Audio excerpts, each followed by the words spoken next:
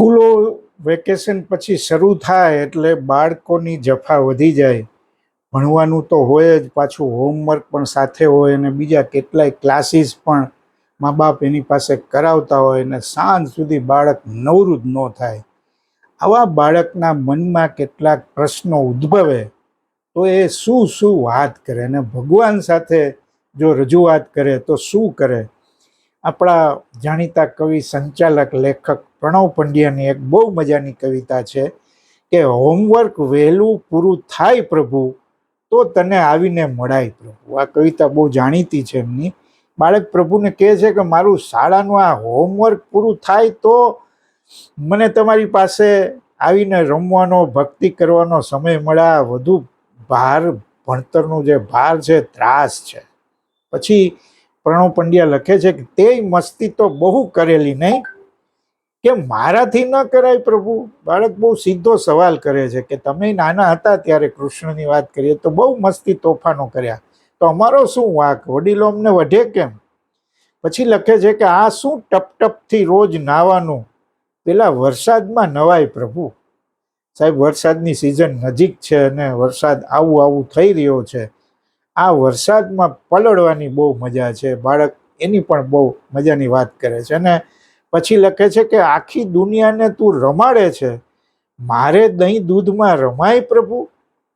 અહીંયા પણ દુનિયાને પોતાના ઈશારે રમાડે છે બાળક.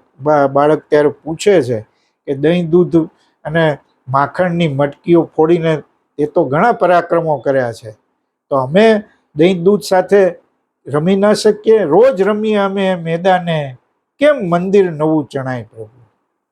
જ્યાં રમવાની વાત છે ત્યાં મંદિરો બને, એની પણ આ ફરિયાદ છે. અને છેલ્લે બહુ સરસ વાત કરે છે બાળક કે મમ્મી પપ્પા તો રોજ ઝઘડે છે, તારાથી એને ના વઢાય પ્રભુ.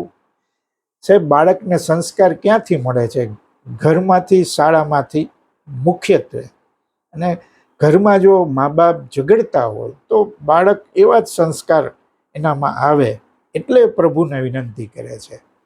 અને બળથી બાળક તને જો વંદે તો બાળ મજૂરી ના ગણાય પ્રભુ. આ પણ બહુ સરસ એમનો વિચાર છે. આ કવિતા તમે ભગવાનને એ પરમ મિત્ર માનીને પંચાયત સાથે કરે છે અને જાણે ન્યાય માગતો હોય એવી રીતે વાત કરે છે.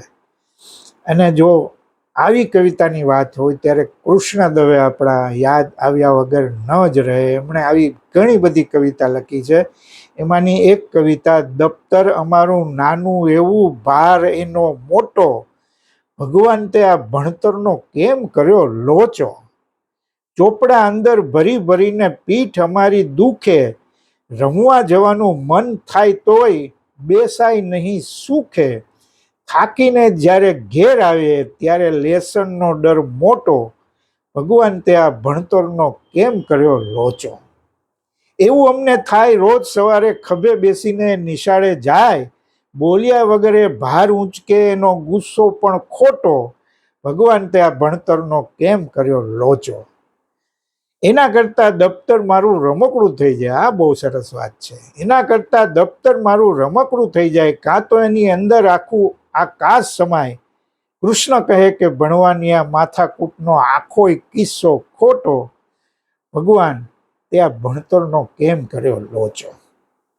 કદાચ રમેશભાઈ પારેખની પણ એક ભગવાનને પત્રવાળી વાત છે. મેં તો ભગવાનને કાગળ લખ્યો કે તું કેમ રે આખો દી સંતાતો, અમે તો રમવા જઈએ ને મમ્મી વઢે, તને રમવા જવા કોઈ નથી ના પાડતું. આવી એક સરસ મજાની પણ બીજી ભાષાઓમાં પણ આવી કવિતાઓ છે. એક હિન્દી કવિતા છે, બચ્ચે ભગવાન સે પૂછતે હૈ. એ જાણીતી હિન્દી કવિતા છે. तुमने तो बनाया था ये खुला आसमान प्रभु, फिर किसने ये दीवारों के जाल बुन दिए, हम कहाँ खेले कहाँ दौड़े अब तुम ही बताओ, क्या बच्चों के खेल से बड़े तुम्हारे मंदिर मस्जिद बन गए. निदा फाजलीની આ રચના છે. અને इफ्तिखार आरिफનો એક શેર છે, फरिश्ते आकर उनके ख्वाबों की ताबीर करते हैं, फरिश्ते आकर उनके ख्वाबों की ताबीर करते हैं, वो बच्चे जो घरों में मिट्टी के घरौंदे बनाते हैं. वाह, क्या बात है. નિદાનો જ એક સરસ મજાનો શેર, બચ્ચો કે छोटे हाथों को चांद सितारे छूने दो, 4 किताबें पढ़कर ये भी हम जैसे हो जाएंगे. એક અંગ્રેજી કવિતા છે, મેરી ફેરચાઇલ્ડ, બાળકોની પ્રાર્થનાઓનો એક સંગ્રહ છે.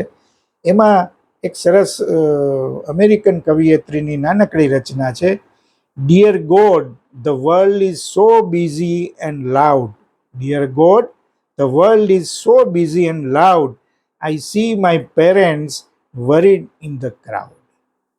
યાર, બાળકોને રમવા દો, એની ઉપર ભણતરનો ભાર ન નાખો. એની આ ઉંમર છે હસવા, રમવાની, ખેલવાની, કૂદવાની. એને જાત જાતના ક્લાસમાં પરાણે ન નાખો. એને એનું બાળપણ એન્જોય કરવા દો. વાત આટલી જ છે. આભાર.